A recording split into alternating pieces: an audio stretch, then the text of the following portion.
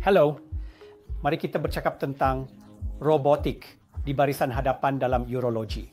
Pembedahan robotik, kedengaran sangat canggih. Ia adalah bentuk pembedahan lubang kunci yang lebih maju. Ia pada dasarnya adalah konfigurasi tuan dan hamba. Kami pakar bedah adalah tuan dan susunan robotik adalah hamba yang hanya meniru pergerakan tangan kami.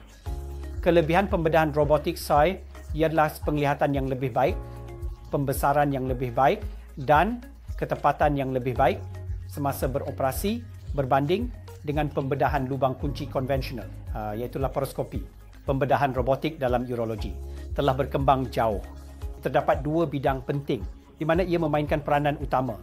Satu adalah dalam kanser prostat di mana prostatektomi radikal dibantu robotik telah menjadi rawatan piawai emas. Bidang kedua di mana robotik telah membuat perbezaan besar adalah dalam kanser buah pinggang.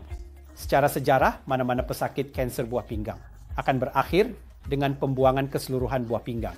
Tetapi, dengan pembedahan robotik Y, kami dapat membuang hanya bahagian tumor dan mengekalkan buah pinggang yang normal sebanyak mungkin. Dengan robotik, kami dapat menjalankan pembedahan walaupun pada tumor buah pinggang yang kompleks, supaya buah pinggang yang dikurniakan Tuhan dapat dipelihara untuk pesakit kami. Bukan sahaja kanser buah pinggang dan kanser prostat, dalam pelbagai aspek urologi, pembedahan robotik telah membuat perbezaan.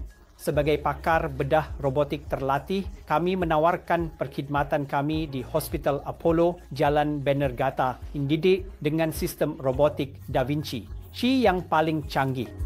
Terima kasih.